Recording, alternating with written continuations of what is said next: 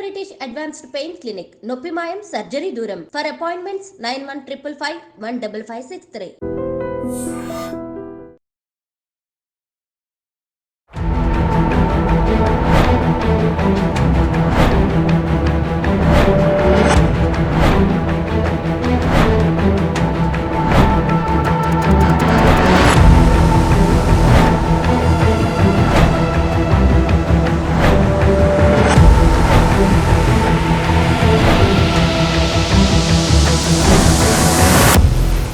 Welcome to I dreams. నియోజకవర్గాల పునర్విభజనలో భాగంగా దక్షిణాది రాష్ట్రాలకు అన్యాయం జరుగుతున్నట్టు ఏపీ ముఖ్యమంత్రితో పాటు తమిళనాడు ముఖ్యమంత్రి ఆందోళన వ్యక్తం చేస్తున్నారు. ఇదే అంశంపై మనతో మాట్లాడడానికి ప్రముఖ విశ్లేషకులు హైకోర్టు అడ్వకేట్ రాజీవ్ రెడ్డి గారు ప్రస్తుతం స్కాట్లాండ్ ఉన్నారు. అని అడిగి ఇందులో నిజమెంత ఉంది, అబద్ధమెంత ఉంది, లేదా కేవలం రాజకీయంగా దీన్ని ఒక వేదిక చేయడానికి ఈ అంశాన్ని తెర మీద తీసుకొచ్చారనే విషయాన్ని రాజీవ్ రెడ్డి గారు అని తెలుసుకుందాం. సార్ నమస్తే అండి. సార్, నియోజకవర్గాల పునర్విభజన ఇప్పుడు దీనివల్ల దక్షిణాది రాష్ట్రాలకు ఎక్కువ అన్యాయం జరుగుతుంది, ఉత్తరాది రాష్ట్రాలకి లాభం జరుగుతుంది, అక్కడ ఉన్న ఎంపీ సీట్లే పెరుగుతాయి, ఎంపీ సీట్లు పెరగడం వల్ల వాళ్ళకి నిధులు కూడా ఎక్కువ వస్తాయంటూ ఒక ఏజెన్సీ ఒక రిపోర్ట్ ఇచ్చింది. దీనివల్ల ఇప్పటికే ఉత్తర రాష్ట్రాలంటే యూపీ కానీ, మధ్యప్రదేశ్, రాజస్థాన్, ఎంపీ ఈ 4 రాష్ట్రాల్లో ఎంపీ సీట్లు పెరుగుతాయి, దానివల్ల ఫండ్ ఎక్కువ వస్తుంది అంటూ వాళ్ళు చెప్తున్నారు.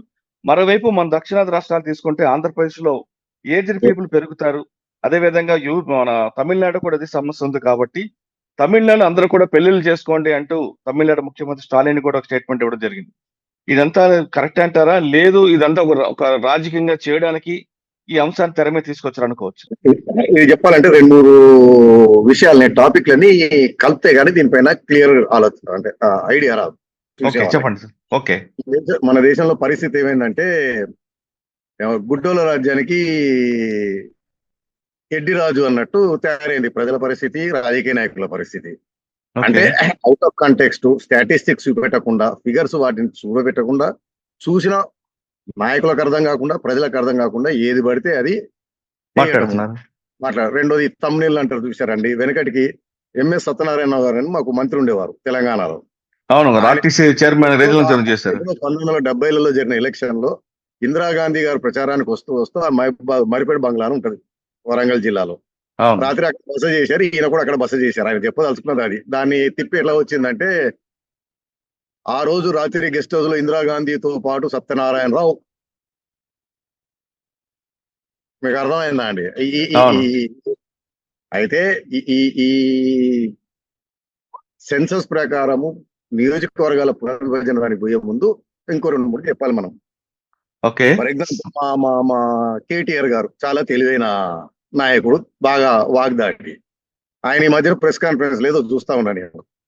2004లో కాంగ్రెస్ ప్రభుత్వము బీసీలకు, ఎస్సీలకు బడ్జెట్ లో 1000 కోట్లు ఇస్తే మా ప్రభుత్వం వచ్చిన తర్వాత దానికి 10,000 కోట్లు ఇచ్చాము అని చెప్తున్నాడు. ఆయన చెప్పదలుచుకుంది ఏంటంటే, ఆ రోజు మన బడ్జెట్ 40,000, 50,000 కోట్లు ఉన్నప్పుడు 500లో 1000 ఇచ్చారు. అంటే ఆయన పెరిగిన బడ్జెట్ పర్సెంటేజ్ చెప్పడు. అంటే నేను చిన్నప్పుడు మా తండ్రి గారికి 1000 రూపాయలు జీతం, నాకు 10 రూపాయలు పాకెట్ మనీ ఇచ్చేవారు. నేను 20 సంవత్సరాలు వచ్చేటప్పుడు మా తండ్రి గారు ఆదాయం 2 లక్షల రూపాయలు, నాకు కాలేజీ ఖర్చులు, ధరలు పెరిగినాయి, అన్ని పెరిగినాయి, నాకు 50,000 ఇస్తారు. అంతే అనిపిస్తే అప్పుడు 10 రూపాయలు ఇచ్చాను, ఇప్పుడు నీకు 1000 రూపాయలు ఇస్తున్నా అనేది అంటే ఈ టైప్ ఆఫ్ కంప్లైంట్. ఈ నియోజకవర్గాల పునర్విభజన కంటే ముందు ఇంకో ప్రాబ్లం మన దగ్గర ఉంది. దక్షిణాది రాష్ట్రాలకి కేంద్ర బడ్జెట్ లో అన్యాయం జరుగుతుందని బడ్జెట్ వచ్చినప్పుడల్లా అరుపులు, కేకలు, మేడలెక్కి, మిద్దెలెక్కి, చెట్లెక్కి అరుస్తూ ఉంటారు. ఇదే మళ్ళీ మా కేటీఆర్ గారు మేము రూపాయి ఇస్తే మాకు 40 పైసలు వస్తుంది, మాకు 30 పైసలు వస్తుంది అని చెప్తున్నారు. అది 30 లేదు, 40 లేదండి. రూపాయి ఇచ్చిన తర్వాత దాంట్లో 50-60 కేంద్ర ప్రభుత్వం ఖర్చులు ఉంటాయి. ఏది? ఇండియన్ ఆర్మీకి, ఇండియన్ నేవీకి. అది శుద్ధ అబద్ధం ఆ మాట. జనరల్ జరిగేది ఏంటంటే, ప్రజలకు అర్థం కావాల్సింది, ఒక కుటుంబం ఉందనుకోండి. మా తండ్రి కుటుంబం పెద్ద కుటుంబాన్ని చూస్తే 4 అన్నదమ్ములం. ఒక తమ్ముడు అతను ఒక అందరికంటే పెద్దన్న వ్యవసాయం చేస్తూ కష్టపడుతూ ఆ వచ్చిన డబ్బు కూడా కుటుంబానికి ఇస్తాడు, తిండి గిండి వెళ్తుంది. ఆయన కష్టపడి వ్యవసాయం చేస్తున్నాడు కాబట్టి నేను చదువుకొని ఉన్నత స్థాయిలో ఉన్నా, నా ఆదాయం ఎక్కువ ఉంది. ఇట్లా మేమందరం కలిపి తీసుకొచ్చి మా ఇంటి కుటుంబ పెద్ద తండ్రికి ఇస్తాం ఖర్చులకి. తండ్రి ఏం చేస్తాడు, మా కుటుంబాలకు సంబంధించి నాకు 2 పిల్లలు ఉంటే నాకొకటి, మా తమ్ముడికి 4 పిల్లలు ఉంటే ఆయనకు లెక్కని ఇస్తాడు, అంతే తప్పిస్తే దానిపైన గొడవ పెట్టి. ఇప్పుడు మా అన్న ఉన్నాడు, ఆయన వ్యవసాయం చేసి పోషించాడు కుటుంబాన్ని. వ్యవసాయ ఆదాయం తక్కువ అయినది. నేను చదువుకుని ఉన్నత ఉద్యోగం చేస్తున్న ఆదాయం పెద్దది. ఇచ్చిన తర్వాత ఆయనకు 4 పిల్లలు, నాకు 2 పిల్లలు ఉన్నారు అనుకోండి, డెఫినెట్ ఆయనకి ఎక్కువ కాంట్రిబ్యూషన్ ఉంటుంది. అంటే బ్రాడ్ గా చెప్పాలంటే ఇది ఫెడరల్ సిస్టమ్ లో ఫార్ములా ఇలా నడుస్తుంది. దీని నుంచి ఇంకా మనం ఫైన్ ట్యూన్ చేసుకుని వస్తే, ఓకే, కేంద్రంకి రాష్ట్రాలకి డివల్యూషన్ ఫార్ములా అని ఉంటదండి. దాని ప్రకారం 42% పన్నుల మీద వచ్చిన ఆదాయం మొత్తం 42% రాష్ట్రాలకి ఇవ్వాలి, మిగిలింది కేంద్రం. ఆ మిగిలిన దాంట్లో నేను చెప్పాను, ఇండియన్ ఆర్మీ, ఎయిర్పోర్ట్లు, నేషనల్ హైవేస్, రైల్వే ఖర్చులు. అర్థమైందండి. ఈ 42% ఎటువంటి డిడక్షన్ అనేది ఉండదు, ఎందుకంటే అది ఫార్ములా ప్రకారం ఆర్బీఐ రిలీజ్ చేసేది. దీంట్లో మాకు తక్కువ ఇచ్చింది, మాకు అన్యాయం చేసింది, గుజరాత్కి ఎక్కువ ఇచ్చింది, గుజరాత్ లాభం చేసింది అనేది మళ్ళీ అంత నిజం కాదు.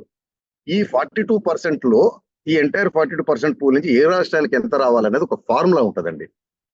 దాన్ని డిస్ట్రిబ్యూషన్ ఫార్ములా అంటారు.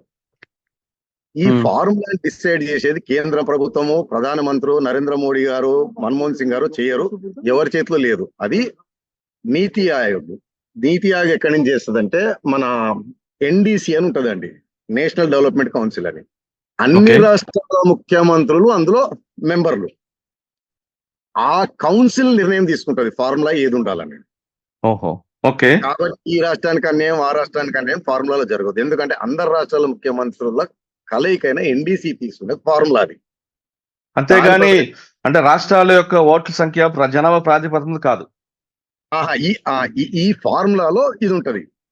ఈ ఫార్ములా ఫస్ట్ అంటే ఒక మిత్ ఏంటిదంటే ఏదో అన్యాయం చేస్తుంది బీజేపీ ప్రభుత్వం, కాంగ్రెస్ ప్రభుత్వం చెప్తుంటారు. దీనికి సంబంధం లేదు. అన్ని రాష్ట్రాల ముఖ్యమంత్రులు కలిపి తీసుకున్న ఫార్ములా అది. డివల్యూషన్ ఫార్ములా ఉంటది. చూసే ప్రేక్షకులు ఎవరైనా సరే గూగుల్లోకి వెళ్ళి గవర్నమెంట్ ఆఫ్ ఇండియా లేకపోతే India devolution formula state to centre అని గూగుల్ సెర్చ్ చేస్తే మీకు దొరుకుతుంది ఫార్ములా. ఆ ఫార్ములాని ఎలా చేస్తారంటే, నేను ఇంతకుముందు చెప్పాను కదండి, మా కుటుంబము, మా తండ్రి, మేము 4 అన్నదమ్ములం, 2 అక్క చెల్లెలం. ఒక తమ్ముడు అవిటివాడు, పని చేయలేడు. మా కుటుంబ బాధ్యత కదండి పోషించేది. అతనికి ఆదాయం ఉండదు, పోషిస్తాం. రెండోది, మా అన్న కుస్తీ వీరుడు, ఆయన బలంగా దృఢంగా ఉంటూ మా కుటుంబాన్ని కాపాడుతున్నాడు మా శత్రువుల నుంచి. ఆయన నుంచి ఆదాయం లేదు, కానీ మేము ఆయనను పోషించాలి కదా. అంటే ఇండియన్ ఆర్మీ ఫర్ ఎగ్జాంపుల్. స్టేట్లకు డివల్యూషన్ ఫార్ములాలో వెయిటెడ్ ఫ్యాక్టర్స్ అని ఉంటాయండి. ఏమేమి తీసుకుంటారంటే రాష్ట్రం ఆదాయం ఎంత వచ్చింది, ఆ రాష్ట్రంది, రాష్ట్ర జనాభా, ఇన్కమ్ డిస్పారిటీ ఏదో ఉంటుంది, కరెక్ట్ గుర్తు రావట్లేదు. అంటే నేషనల్ వైడ్ గా ఉన్న ఇన్కమ్ ఎంత ఉంది, ఈ రాష్ట్రంలో ఎంత ఉంది, డిఫరెన్స్ చూస్తారు అనమాట రెండింటిని. అదే చెప్పాను, మా తమ్ముడు అవిటివాడు, అతని సంపాదన లేదు, అతను తీసుకురావాలి కదా ఈక్వల్ గా నేషనల్ యావరేజ్ కి. సో ఆ ఇన్కమ్ ఏదో ఉంటుంది, కరెక్ట్ గుర్తు. ఫారెస్ట్ కవర్ అని ఉంటదండి. అంటే ఫారెస్ట్లు, చెరువులు, నదులు అనేది దేశానికి పనికొచ్చింది. అంటే ఛత్తీస్గఢ్ లో అడుగుంటే ఛత్తీస్గఢ్కి బెనిఫిట్ కాదండి, ఛత్తీస్గఢ్ లో అడుగుంటే ఆంధ్రాకి బెనిఫిట్, తెలంగాణ దేశం మొత్తానికి, ప్రపంచానికి బెనిఫిట్. మరి వాటికి ఫారెస్ట్లు ఉన్నాయి కాబట్టి, ఫారెస్ట్ చట్టాలు ఉంటాయి కాబట్టి అక్కడ ఇండస్ట్రియలైజేషన్ చేయలేముగా. మరి ఆ రాష్ట్రం నుంచి ఆదాయం ఎక్కువ ఎక్స్పెక్ట్ చేయకూడదు కదా. ఆదాయం తగ్గించుకొని అడవులను మెయింటైన్ చేస్తున్నందుకు ఆదాయం ఎక్కువ ఉన్న రాష్ట్రాలు కాంట్రిబ్యూట్ చేయటం దాన్ని.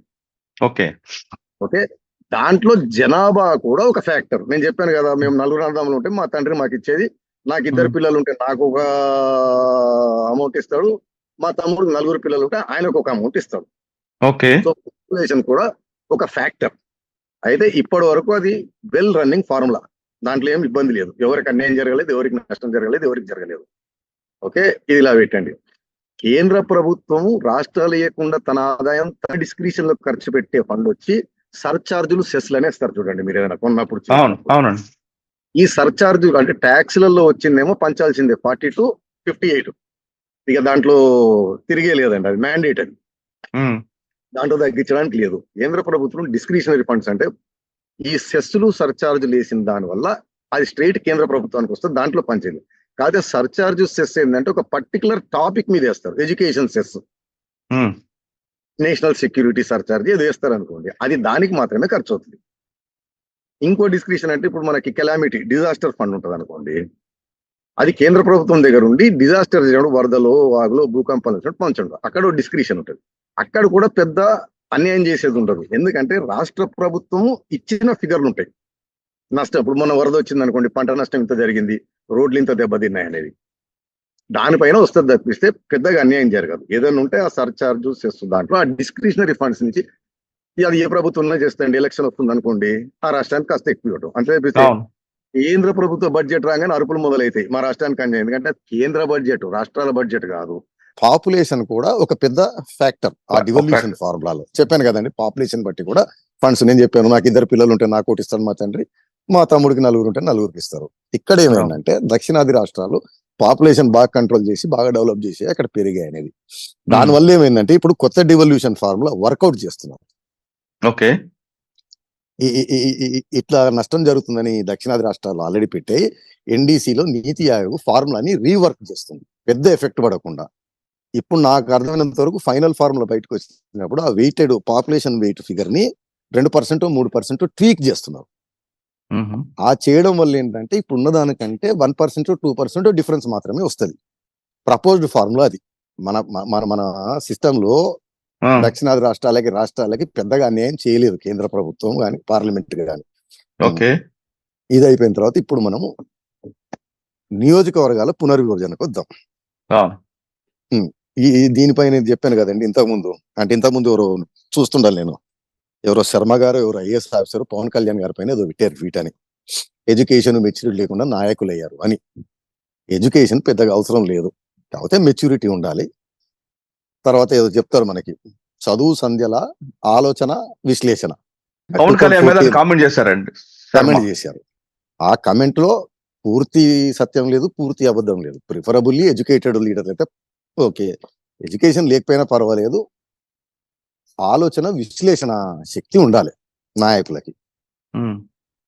2014 మనకి ఆంధ్రప్రదేశ్ పునర్విభజన చట్టం రాగానే నియోజకవర్గాలు పెంచుతారు డీలిమిటేషన్ లో 2 రాష్ట్రాలే కానీ అందులో క్లాజ్ ఉంటుంది.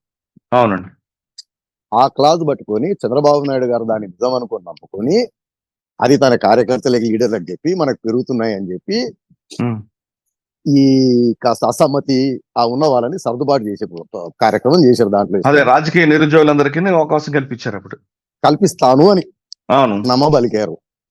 అలానే వైఎస్ఆర్సీపీ పార్టీ నుంచి నాయకులను తీసుకున్నప్పుడు ఎమ్మెల్యేలని లోకల్ గా ఉన్న టీడీపీ నేత నుంచి వ్యతిరేకత వస్తే పర్వాలేదు మనకి నియోజకవర్గాలు పెరుగుతున్నా, ఆయనకో నియోజకవర్గం నీకో నియోజకవర్గం అని నమ్మబలికారు, జనం నమ్మారు.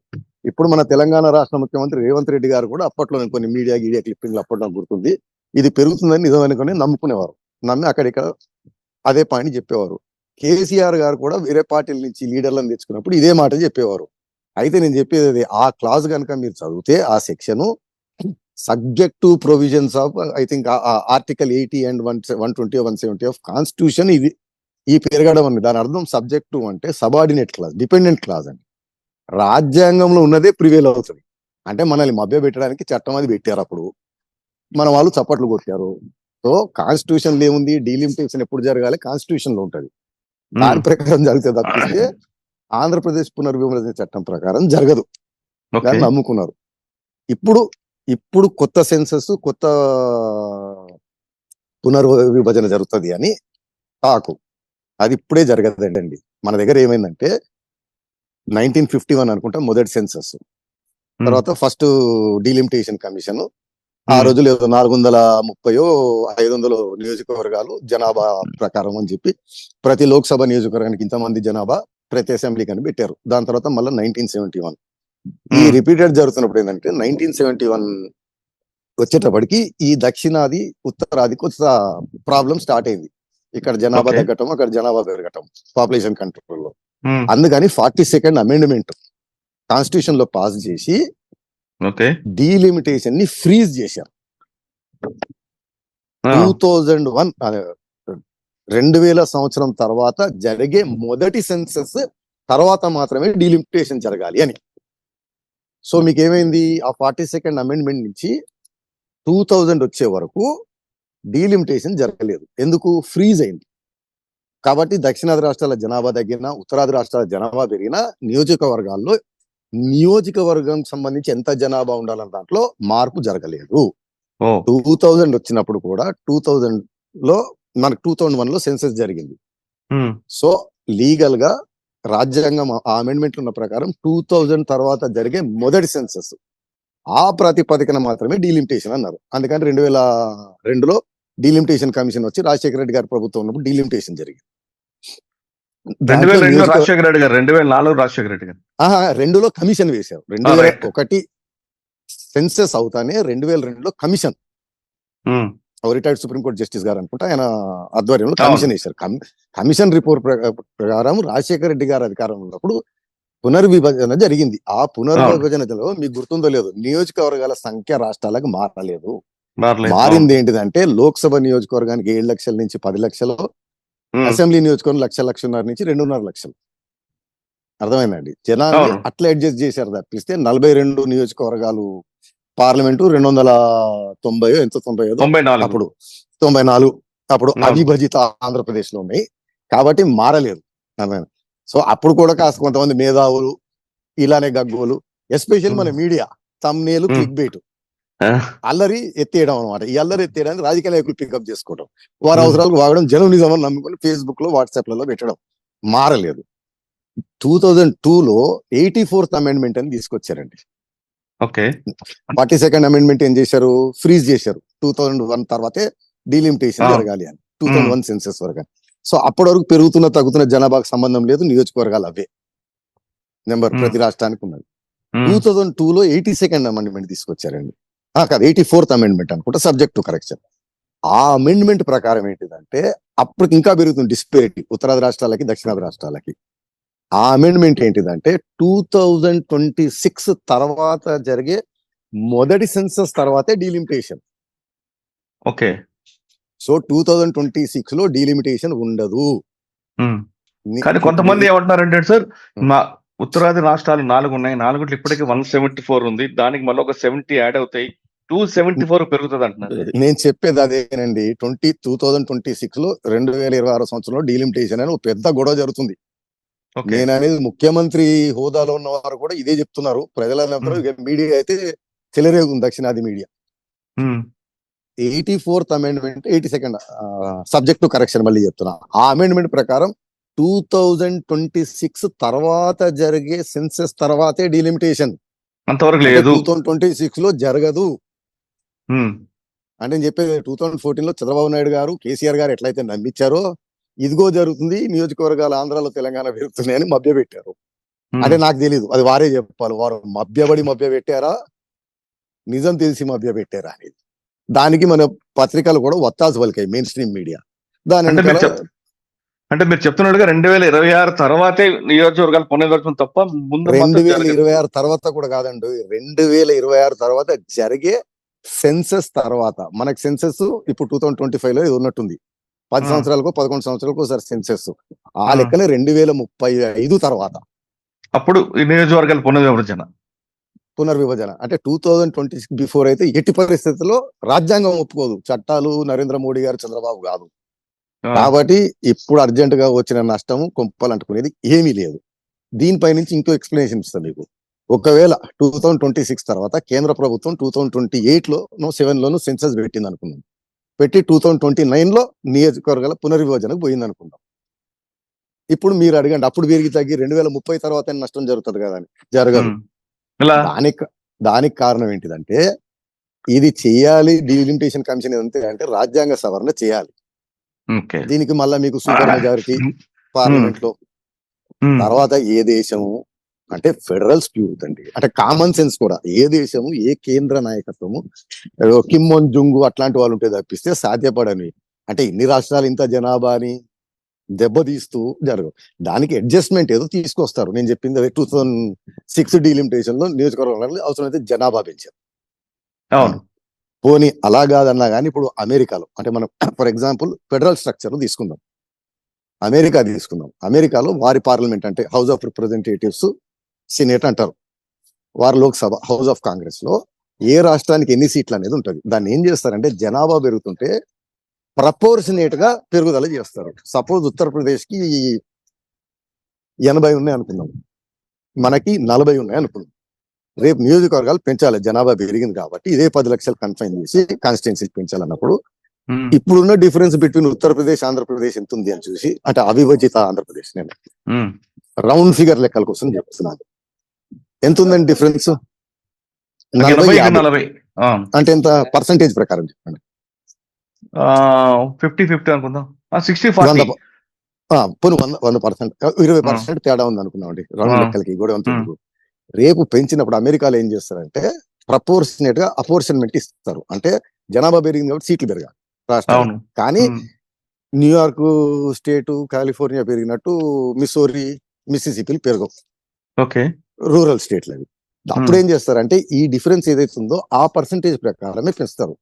అంటే పెరిగినప్పుడు ఇప్పుడు 20% తేడా ఉంది అనుకోండి, నాకు 100 సీట్లు ఉన్నాయి మన రాష్ట్రానికి, అవతల రాష్ట్రానికి 120 సీట్లు ఉన్నాయి అనుకోండి. రేపు పెంచినప్పుడు నాకు 120 చేస్తే అతనికి 140 అవుతుంది. అంటే ఆ ప్రపోర్షన్ అనేది చేంజ్ కాదు, నెంబర్స్ మారుతాయి, పర్సంటేజ్ మారదు. అదొక పద్ధతి. లేదా మనకి యూరోపియన్ యూనియన్ ఉంటుంది. యూరోపియన్ యూనియన్ లో అదొక ఫెడరేషన్ లాంటిది. దాంట్లో Germany, France, Switzerland, Denmark, Finland అన్ని దేశాలు అందులో ఉంటాయి. యూరోపియన్ పార్లమెంట్ కి ఏం చేస్తారంటే జర్మనీ పాపులేషన్ వచ్చి 8 కోట్లు 10 కోట్లు, మీకు ఫిన్లాండ్ పాపులేషన్ వచ్చే వరకు 3 కోట్లు 2 కోట్లు ఉంటుంది అనుకోండి. అక్కడ నియోజకవర్గాల జనాభాని తగ్గిస్తారు, ఇక్కడ పెంచుతారు. అంటే ఫర్ ఎగ్జాంపుల్ ఆంధ్రప్రదేశ్ లో 10 లక్షలకి ఒక లోక్సభ నియోజకవర్గం చేస్తే ఉత్తరప్రదేశ్ లో 20 లక్షల మందికి ఒక లోక్సభ నియోజకవర్గం. రైట్, అర్థమైంది ఇప్పుడు. అర్థమైంది. సో ఆ టైప్ ఫార్ములా వర్కౌట్ చేస్తారు తప్పిస్తే బుల్డోజ్ చేసి చేయలేరు. అంటే మీరు చెప్తున్నట్లుగా 2026 తర్వాత 2036 వరకు దీని మీద ఎలాంటి చర్చ 2026 తర్వాత జరిగే మొదటి సెన్సస్. అంటే 36 అనుకుందాం అండి పల్స్. అంటే మామూలుగా మనకు 10 సంవత్సరాలకు ఒకసారి జరుగుతుంది కానీ 2021 లో జరగాల్సింది కోవిడ్ వల్ల జరగలేదు, 2025 లో జరిగింది అనుకోండి, 2035 లో జరుగుతుంది. కాదు కూడదన్నా 2031 లో జరుగుతుంది.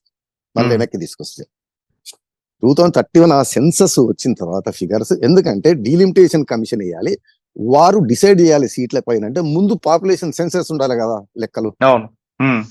ఆ లెక్కలు ఏంది ఎట్లా చేస్తారు? ఓకే సార్, ఇప్పుడు ఏపీలో వృద్ధుల సంఖ్య పెరిగింది కాబట్టి ఆందోళన వ్యక్తం చేస్తున్న సీఎం గారు. దీనిపైన ఏంటిదంటే మనకి 1960s 70s లో రీసెర్చ్ జనాభా వనరుల పైన అంత పెద్ద పెరగలేదు. తర్వాత ఫ్యూచర్ ని అంత ఇదిగా పెరిగే టెక్నాలజీని ఫ్యాక్టరింగ్ చేయకుండా మాల్తూస్ అని చెప్పి ఒక ఇంగ్లీష్ ఎకనామిస్ట్ చెప్పారు. అంటే కామన్ సెన్స్ కూడా ఏంటిదంటే ప్రపంచంలో జనాభా పెరుగుతుంటే వనరులు తగ్గుతాయి. అవునా కాదా? అవునండి. సో ఈ వనరులను కాపాడుకోవాలి అంటే జనాభా పెరగకూడదని పెట్టుకున్నారు. బట్ వాళ్ళు అప్పట్లో టెక్నాలజీ పెరగడాన్ని ఫ్యాక్టరింగ్ చేయలేదు. సో మన ప్రపంచ జనాభా 1950కి ఇప్పటికి 3 అయింది, 2-3. వనరులు తగ్గకపోగా వనరులు ఎక్కువ. మీరు చెప్పండి, ఈ మధ్య కాలంలో కరువు కాటకాలు, ఆకలి చావులు ఎక్కడున్నాయి? 1970s ఇండియాలో కూడా ఉండేది. కరువులు వచ్చి ఉపద్రవాలు.